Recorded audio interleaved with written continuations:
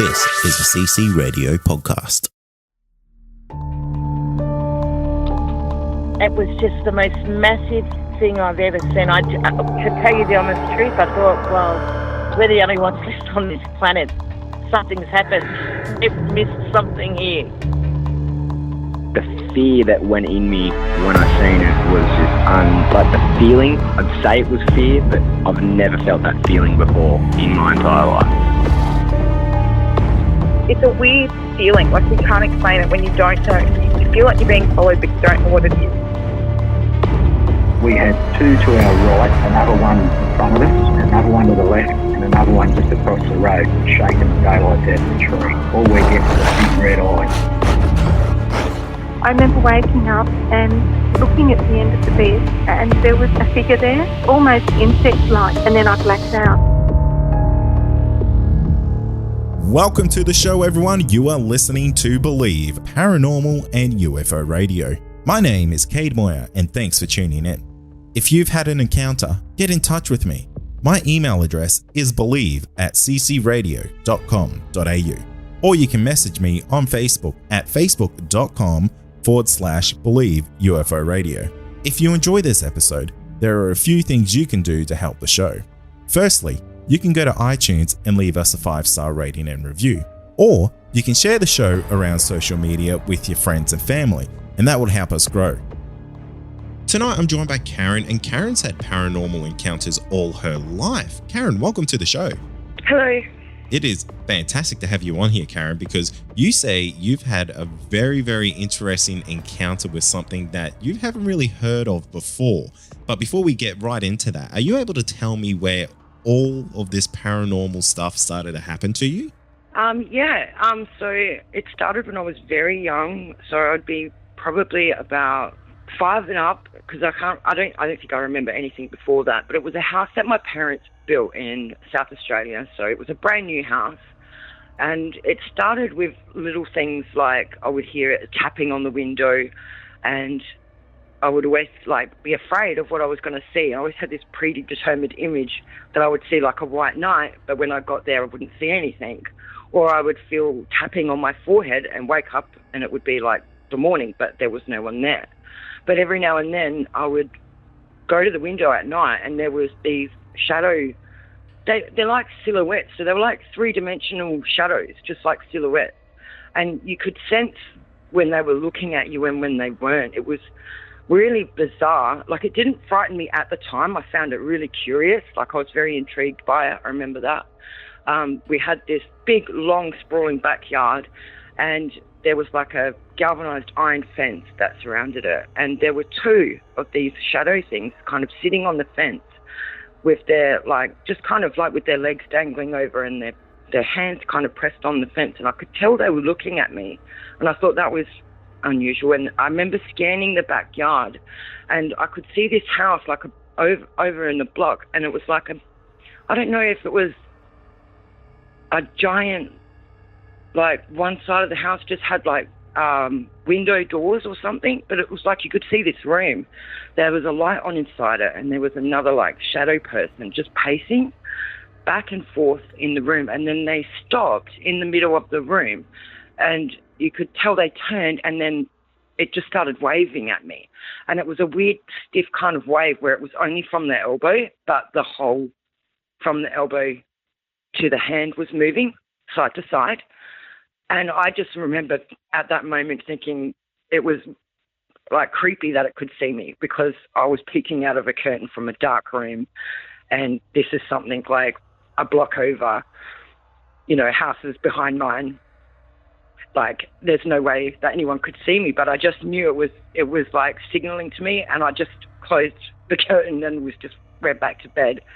And so I would see these types of things a lot. I never felt afraid of it, but it was I was curious about it, and maybe I had the impression that they were curious about me. But I know that my sister saw them as well, and she was terrified of them.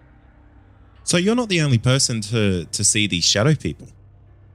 Yeah, I hear about the shadow thing a lot, and most people tell me that they're terrified of it. But I never got that impression at the time. When I got older, I thought it was a bit freakier. But yeah, at the time, it wasn't as frightening for me. I remember it didn't matter what room I was in, like, because I remember my father moved us, me and my sister, into different rooms occasionally. And I do remember one weird night where it was just my mum at home with me, my sister, and I think my mum and dad had friends' children over, and my dad was out, and the parents of these other children were out, and there was a boy. I do not remember their name. I was so young. And then there was me, and then his two sisters, and then my sister. And I heard this kind of knock on the window, and it woke me up, and I looked up, and I just saw maybe 2-3 inches of a head just duck underneath my vision from the window. And I woke up the boy next to me and told him about it. And at first he thought I was making it up, and then we just started joking around, telling each other stories and stuff. And then we heard the knock again, and he looked up with me, and he saw it too. And then he got really frightened, and then we debated what to do about it and decided that we needed a grown-up to help us. And we woke up our sisters, and then we argued about who was going to leave the room first. And I remember I thought he should go because he was a boy, and he said that I should go because I wasn't as scared as him, but I was at that time. And we ended up single file with me as the leader going down the hallway with, the rest following, kind of just like single file. And it was so weird. My mother we had been screaming for a parent to come in, at the top of our lungs. There were 5 of us. Yeah, 5 of us. And just nothing. So we were pretty freaked out. We thought we might be in the house alone. But we single filed down the hallway, and on the living room, there's my mum just asleep on the sofa.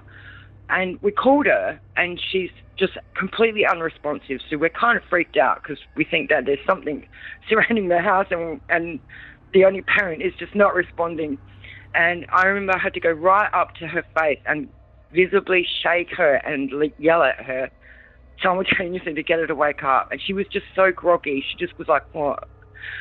And I don't know, I think she just put us back to bed. But I'll just never forget. That was weird. It was just really weird. That is weird. It's almost like she was absolutely non-responsive. Yeah, stuff like that where people are just not where they're supposed to be.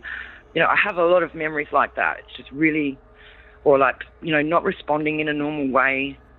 I remember another time when I was in that same front room where I heard, it sounded to me like a car pulling up into the driveway. I remember looking out, and I could see these bright headlights. That's all I could see was a bright kind of white glare. But then I saw my dad walking out the front door, and he has this really distinctive walk, and he does this kind of, it's not really jazz hands, but it's like that. It's kind of like a dance move that it's constantly like he's listening to music in his head when he's walking. It really makes him you can tell it's him. And he was leaving the house, and he was surrounded by all these little shadow people. There were, I don't even know how many. There were so many. He was surrounded by them. He was this one tall person amongst all these little shadow people, nondescript, featureless, hairless little things. Pretty much like the other ones I'd seen, but they were kind of gently pushing him into the car or coaxing him into the car. Although I didn't see a car, all I could see was this light, but that's what it looked like. And in my head, that's what it sounded like. It sounded like a car had come up. But it was just there was no way all these people could have fit in this car. It was so strange. And that stood out too, because he was this workaholic who never took a day off work, even if he was really sick. He worked at the Julia Farr Centre in Adelaide for rehabilitation, and most people that went into the hospital never left. So he never missed a day at work, and he did that next day. He didn't go to work. How old were you at this time? Oh, I would have been young, maybe 7 or 8. It was before I was 10, but I don't know exactly how old I was. Just really young enough so that I just have these memories of the events, but I don't remember a lot of my actual life, just the things that stand out. Because I know a lot of listeners. Young. Yeah, I know a lot of listeners are going to be guessing that, that was potentially a UFO that you saw, and that was potentially, aliens or something like that you were seeing. And maybe you're just having memories that are, I know, covering from what you actually saw, or maybe you've been given false memories or something like that to just give you the illusion of something else.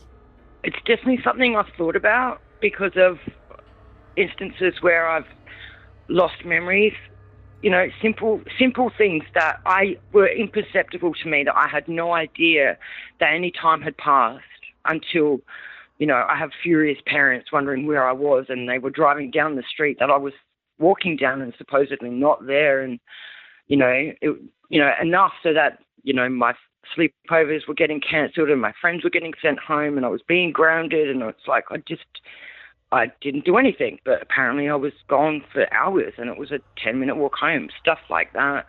And that was happening quite often, was it? That happened to me once that I clearly remember. And I know that I like, in my mind, I feel like that event was something that I triggered somehow. But I don't know if it's just because I was a kid and I was really imaginative. I was constantly being told that I had this overactive imagination. But, then something like this would happen and I would get in so much trouble. And the only thing I remember from it, the actual moment that I could probably pinpoint I thought something might be wrong was, and it was almost imperceptible, but I remember that we had an unusual student in class that day, and he made inappropriate comments in class, and he was definitely older than the rest of us. So I think we were maybe we would have been maybe 10 or so, 9 or 10, and he might have been maybe 12. So, he was a bit older and more mature, and so when he said things, it was like really unnerving for us, and so we took an alternate route home. And it was a street that kind of joined up with the original street anyway. There's no way to get lost. It was two kind of parallel streets that joined up at a lake. Or it was like a big hill or a crater that had a lake in the middle. And then, it'd just go around that and down. I lived in a cul-de-sac. It was like 5 minutes from the school. So I remember we did take this extra street home. And I remember my friend was on her bicycle and I was walking, so I asked her to get off the bike and walk with me, and she did that. And then I remember looking behind me and already the school being empty. I remember that. I remember it was very, very quiet. There was nobody around. There was no bird sounds. There was no anything. Like, it was just quiet. And I remember asking her what the time was when she got off her bike to walk next to me, and we looked at her. She had an analog watch, and it was like a Disney watch. And I remember the ticking kind of slowed down, stopped, and then started up again as if nothing had happened. That's it. That's the only thing that I would say about the entire thing that was even weird. And we just walked home, and my mum said she had driven down that road. We weren't anywhere to be seen. She sent my friend home. I was in huge trouble. I was grounded. But it was like not even a minute, not even 30 seconds to us.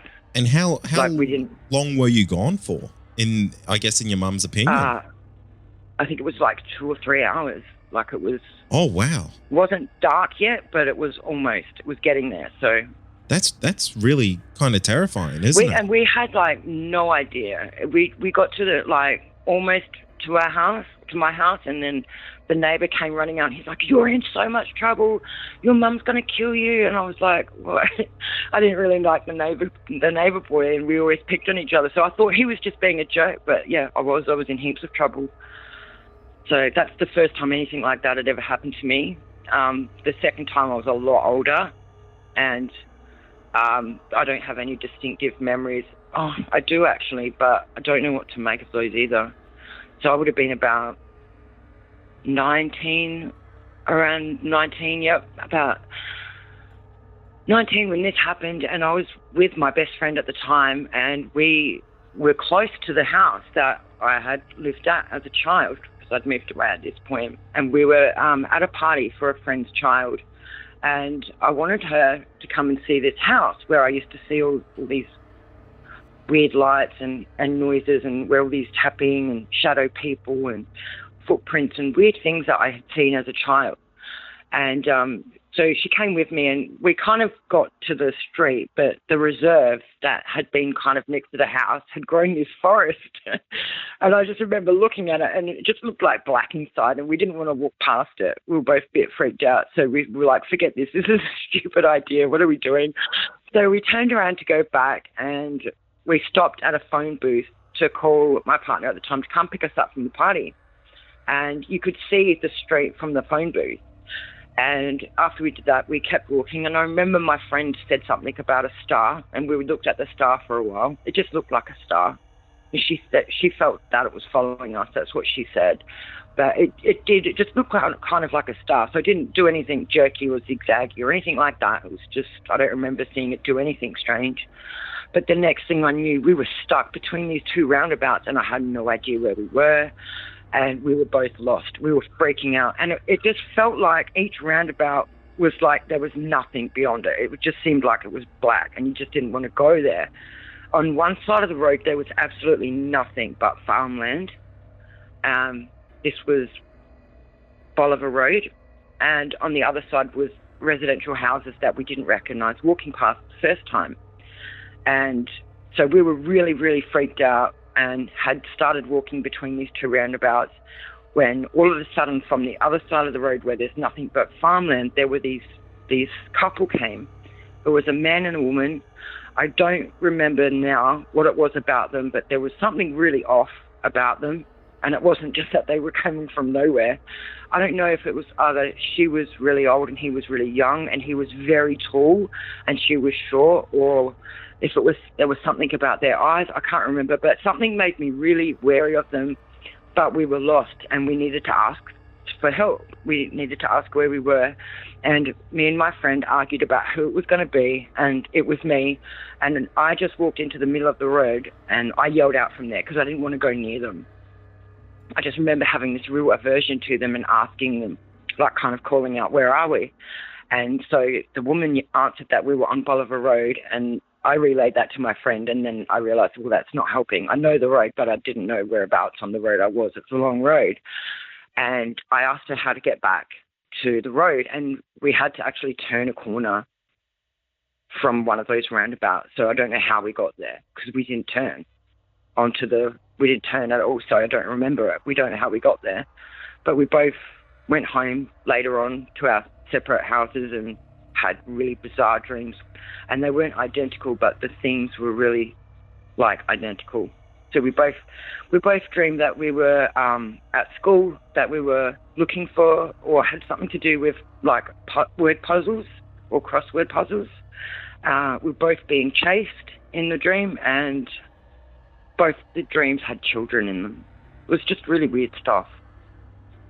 Remember that? That is weird, because there's a lot of, I guess I would call it messaging in that type of dream, because what I'm hearing is, you know, you were potentially chased, and your dream is telling you that these were children chasing you. And I'm wondering if that's a masked memory of maybe these could have been something I don't small, know. Like actually, I dreamed that it was there were children in the dream. We were both in each other's dream, and there was a school in the dream. But I remember at some point my dream switched over, and I lost her at some point. And when I was being chased, it was in my head, I was calling it a mummy, like an Egyptian type mummy. But it wasn't. It was more like a zombie, like it was decomposing and stuff. It was horrible. It was a horrible nightmare.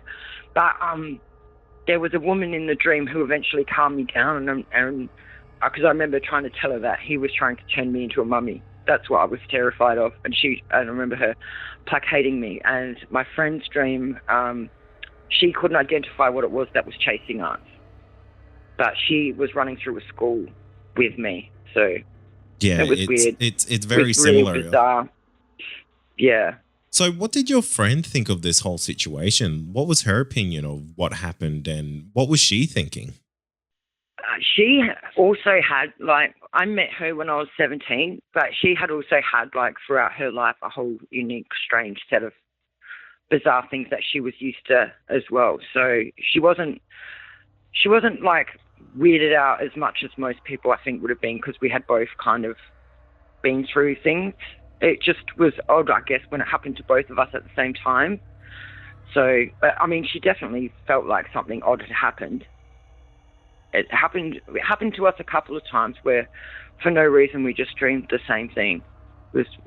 And we're in different states now, so it was weird when it's weird when it happens. And what about the whole missing time thing? How did she react to that? I don't think she's ever worried or wondered about it. I have, but I've like researched so much stuff that I'm afraid that if I try to find out via hypnosis or something, that I've informed myself of too much stuff and I'll create false memories. So I don't know what to do about it. It really is a tricky situation, because that was actually going to be one of my questions to you, Karen, is have you considered getting regression therapy or anything like that to potentially dive a little bit deeper into some of your previous experiences around these things? I'd love to. It's just, yeah, I'm just afraid of just, I heard that there was a woman who had a past life regression, and all these details that she regaled ended up being some novel that she'd read when she was 8 years old, word for word. And people can do that without even knowing that they're doing it.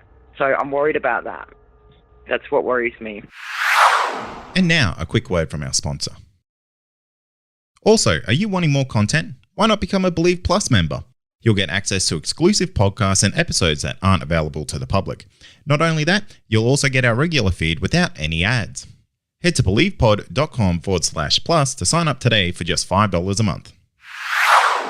So are you worried that you think these encounters have happened, but potentially there's been something that has maybe influenced you to believe that they did happen when they really didn't? I'm worried that under hypnosis I might, if I don't remember it or for whatever reason, that I might make something up, yeah. Like, I've heard that people even do that in an awkward silence. If there's an awkward silence, a person under hypnosis feels that they have to fill it in. So, because I read up a lot about it, because I did think about it, because I do want to know.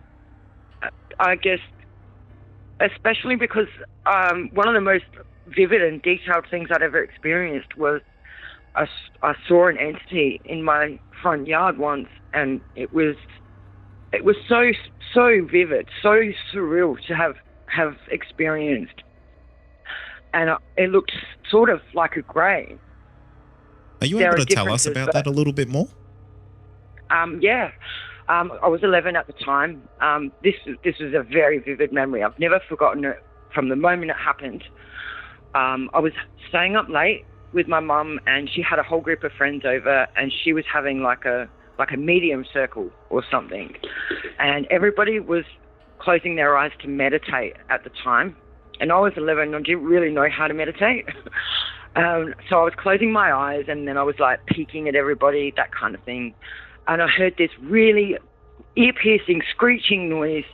And we lived on a corner, like the road was a corner, and our house was right on the turn. And to me, I thought it sounded like a car was speeding and slammed on the brakes and had just kind of skidded around the corner. And I would even go so far as to say it sounded like it struck and then exploded. Like it was this really loud, like screeching. It was drawn out and then just stopped with a bang. And then you could hear like crackling, and you could almost feel this sound. It was so loud, and that was really distracting. So nobody reacted, but I heard it, and I looked through the blinds, and there was nothing out there. So I was like, okay, that's weird. I could have sworn that there was an accident. And I go back to trying to meditate again, and I get curious, and I peek out the blind again, and there's this young girl. She's maybe younger than me, but it's really hard to tell. She's got on like a white nightie or a white dress. I can't tell. It's below her knees.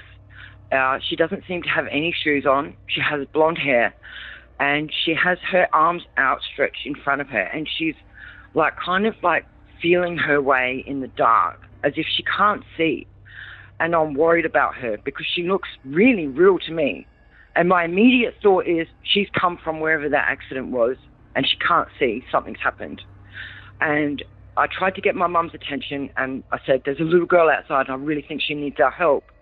And my mum instantly brushes me off and says that I'm seeing a ghost. And I'm insistent, no, she doesn't look like a ghost to me, she looks real. I think she needs help, Mum. I think we should go and help her. I think we should call emergency services. I think there's been an accident. I didn't see any blood or anything on her. She just looked like she couldn't see and she was having trouble finding her way around. She was just kind of aimlessly walking around the front yard with her arms outstretched. And she just keeps brushing me off, and then we all hear this little knock at the door. And it's just what you imagine a little girl knocking at the door would sound like. And everybody hears it. And then people are like, okay, somebody is out there. And people are taking me seriously. They're all grown up. And I'm just 11. So I was going to go and answer the door. And I was really worried for this little girl. And my mum had a friend at the time who said that she would answer it. I guess she wanted to see for herself. So she gets up and she goes to the door and opens it. And then she closes it. She comes back in and she says, there's nobody there. There's nothing there. And I'm really like flummoxed. Like, I'm like, no way. There's a little girl out there. I saw her. We all heard her knock. And so I look again. And this time, I'll never forget, this was so bizarre. She's standing in my driveway. Her arms are outstretched. And there's a light kind of surrounding her. It's not very bright. It's not like a spotlight. It's more like maybe like street lamp or something like that. And you can see like dust mites or motes or something kind of floating in it. It's not still. The air isn't still. And you can tell that in the light. And besides her, and I can't really gauge how tall it was, but to me, it seemed incredibly tall because I was little, was this really tall white entity. I saw it kind of side on. It also had its arms outstretched.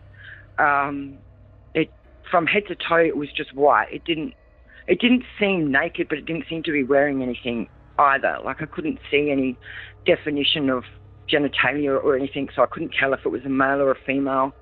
But I just remember the quality of the white was very unusual. It was like whiteout kind of white, like bond white, but it didn't glow, but it was luminescent, sort of, like you would have seen it anywhere, no matter how dark it was.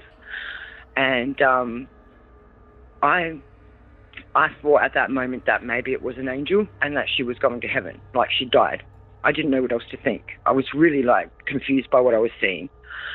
And they both were just standing in this light with their arms outstretched. And I closed the blind and I like relay this to my mum and everybody in the group. And by this point, they all just think that I'm making it up. And I'm like, okay. And I try to ignore it and just meditate with the rest of the group. But I just can't, because you just don't see something like that. It's so vivid, so real. Like there was nothing see-through about it. It was all of it. The whole of everything I saw was so real to me that it could have been, you know, the next door neighbours instead. Like it was just so real. And the next time I looked, it was literally on the other side of the window. I remember just being afraid that it was going to turn like this kind of weird, I imagined that it had this weird jerky, rapid head movement and it would turn and look at me, but it didn't. And across from it was a short man. He was bald, but had a really round face, and he was really he was really animated.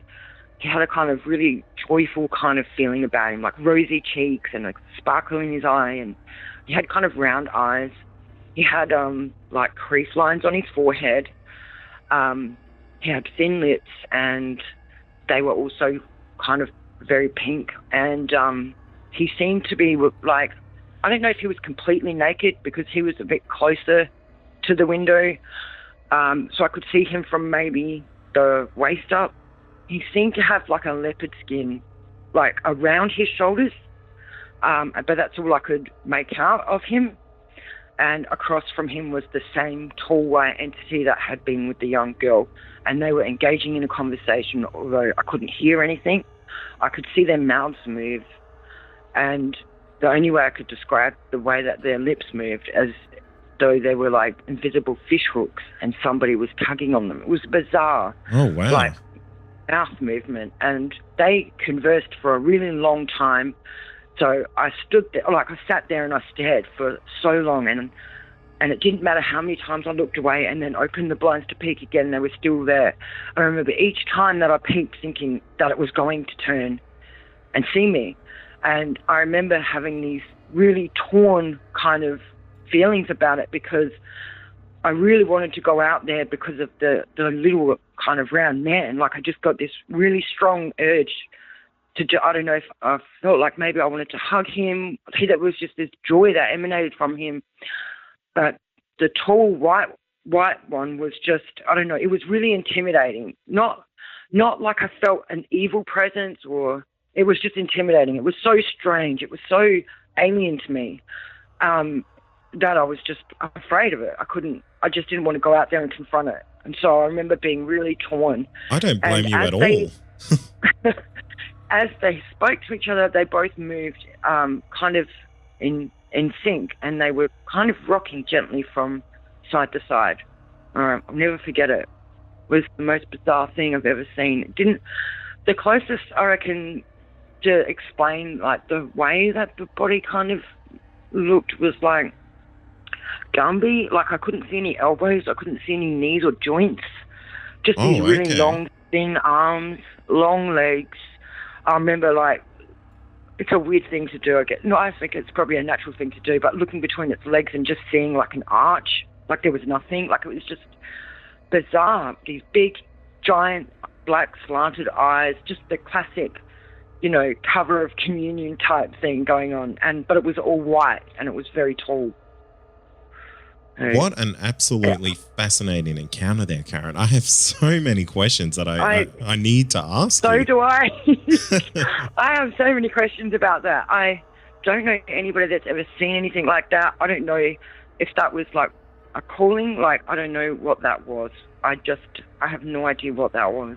Yeah. I'll never forget it. I have no idea either, but I want to ask some questions that might reveal a little bit about it. First thing is, it's fascinating that your mum just kind of brushed this off instantly, saying, "Oh, that's just a ghost."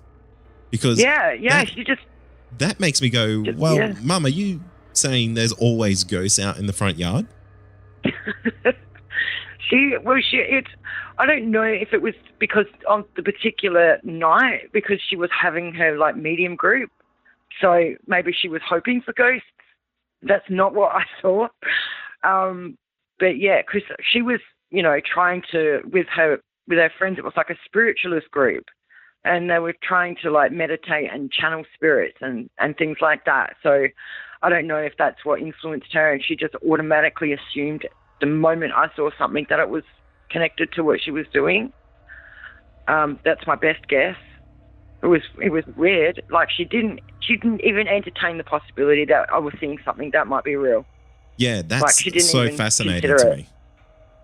I found it frustrating at the time. Absolutely. This kind of fits those tropes of movies where the kids are seeing something genuine happening and the parents are always just saying, no, it's not happening.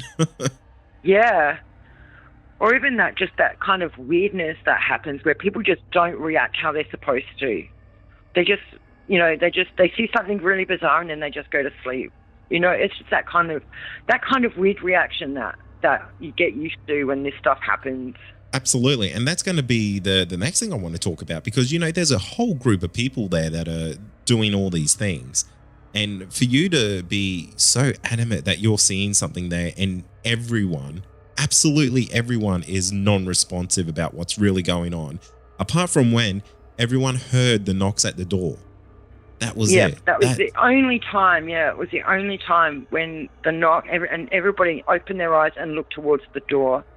Although in the living room you couldn't see the door, so only one person and that was the person who got up to answer the door would have been able to actually see what was at the door, and she saw nothing. So she came back and said there was nothing there.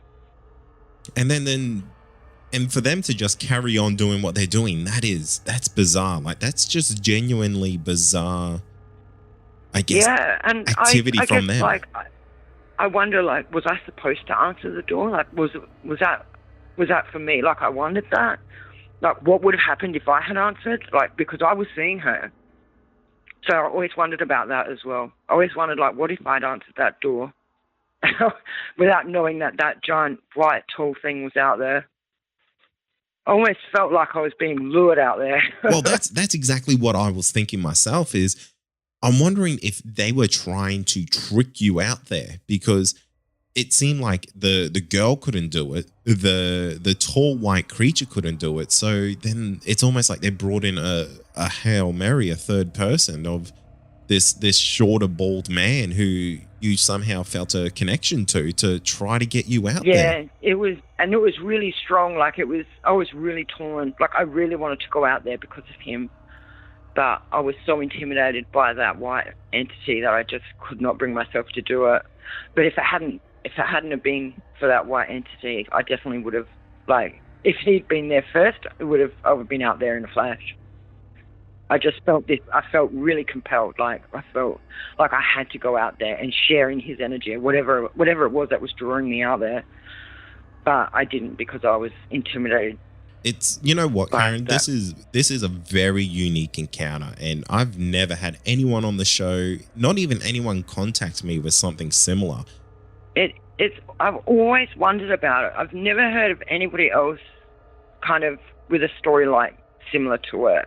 So I don't know. I hope that someone else out there maybe knows something more about it. I don't know. Yeah, maybe so, because wondered about it. You might not be the only person who's encountered these types of things, because one of the I guess a common thing that's happening nowadays is more and more people are seeing the same types of paranormal entities, like the Hat Man and Shadow Man and things like that. The Rake is another one. It's kind of, I find that interesting, because I remember that night that my sister was there and the boy was over and we saw the shadow duck. And when I talk about that to my sister, she recalls it as completely different, and she actually does see a shadow person with a hat on, and that's not what we saw. So I don't know if she's remembering an independent incident that happened when I wasn't there, or if it's another incident that happened and I was there, but I don't remember that one, or what. But when I talk about that specific night, she remembers this person wearing a hat and lifting their hands up to their face, and I don't remember seeing that, but she does. She very vividly remembers seeing that, and her voice gets really choked up, and she gets really shaky when she talks about it. Her experiences terrified her. So, like, I always found it curious and intriguing. I was never really terrified. There were isolated things that frightened me, but for the most part, I was just very curious and intrigued. I think if it happened, like, with that kind of vividness now, I'd probably freak out a lot more than I did back then. But yeah, she was always afraid of it, and now she's not. So, and I'm like, I was not, but if it happened now, I would be. So it's almost like we're reversed. It's kind of weird, because I'm wondering if you were kind of blocking out what was there mentally, and maybe your sister was seeing something else. Maybe it was getting through her defenses or something like that. And maybe that's why it's so more terrifying for her than it was for you. Yeah, that's always perplexed me. And she tells me some of her experiences, and I think that if that actually happened to me at that age, I probably would have acted that way as well. But we just had different experiences, as far as I can tell. So I remember waking up one night and the house was empty and thinking, like, that's not cool. I was a little kid. And finding out the next day that my sister had woken up because she felt something being placed into her hand, and it was like an envelope. And when she opened it, something slimy jumped out, and she freaked out. She said she could feel something in the room, and there was an envelope placed in her hand. When she opened it, something slimy kind of, I don't know if it crawled out, jumped out, I don't know, but it was like a thing that was animated. And she freaked out, and my mum actually pulled her in the car and left me at home by myself and drove to her friend's house, and I found out about that the next day. I remember waking up during that night wondering where everybody was, thinking that it was weird. I felt like I was alone in the house. My mum tries to insist that my dad was there, but he wasn't there. The house was empty. I just remember walking through the house, and it was dark, and I was by myself. And when I asked where they were, that's what I was told. So it was bizarre. There's a lot of questions about your family, because it seems like, you know, I think your parents they know a lot more than what they're probably leading on, because your mum wouldn't just take your sister and leave you alone in the house for no reason. There had to be something for her to go and do that. But I mean, even so, like, wouldn't she take me too? Like, did she just forget I was there? Like, it's just bizarre. I don't know. It really is bizarre. And did you ever ask your mum about that? Did you ever say, was there a reason that you left me behind? Was something after my sister? My dad was there, and she did not leave me alone. That's what she says. She says, nope, your father was there. And I said, no, he wasn't. And she swears he was there, and she didn't leave me alone. But I remember their bedroom after checking my sister's room and finding that empty. The next thing I did was check the bedroom, and that was empty. There was nobody there. Yeah, that's spooky in its own, let alone everything else that you've gone through in your life. I think your parents may have been keeping a lot of stuff from you, because that might only be the tip of the iceberg there. You just don't know. Yeah, my dad is definitely one of those people that just would deny it, and he just would pretend it just didn't happen and just get on with his life. He's not the kind of person that would ever talk about it or admit that it was a possibility. Like, he's just a flat out, like, I don't believe in it. Like, so there's just no conversation happening with him. And with my mum, it's just, you know, what I can kind of corroborate. So she can corroborate stuff if I tell her, like, do you remember this happening? And she'll say yes, but she won't offer anything further, like, from her side. It's a very interesting part of your life, isn't it? I don't know if she remembers some of those things as well. And some of them, I wonder if it's really my mum and not someone else, and I'm just mistaking it for her. So as I remember, you know, walking down the street at that same house was very, very little, so little that I actually don't know. Like, I felt like maybe 4, 5, this probably about 4, even younger maybe. I remember holding, I think it's my mum, I'm holding her hand, and I remember the sky is red. Everything is just red. But when I ask my mum about it, she doesn't remember it. Yeah, it's you've got a lot of questions that need to be answered, and I would love for you to get regression therapy and report back, but I mean, it's always something scary. It's always something that you're opening another door to a life that you've already lived, and sometimes it's a door that you don't want to open. I definitely want to know more. Like, I definitely felt like there was a period of my life where I was really obsessed, and I really wanted to know. I think I read just about every book I could get my hands on. I just did as much research as I could. The only thing I think I've heard of 2 things. I've heard of like it's a technique where you pass over a memory a certain amount of times, and each time you go over it, you try and remember more details. And I heard that can bring back memories that I've forgotten. And the other one is hypnosis, which I'm like on the fence about, because I don't know how safe that is to do. And I'm always a skeptic when it comes to things like that, because you can always have memories planted in you. There's always the power of suggestion, and the power of suggestion is so strong. Yeah, and I mean, even the person who's doing or leading the hypnosis, I mean, even if they had like a picture even of an alien on their wall, that would be enough to plant a suggestion in your mind. Absolutely. It absolutely would be. So If you do do it, yeah. I would love to hear back.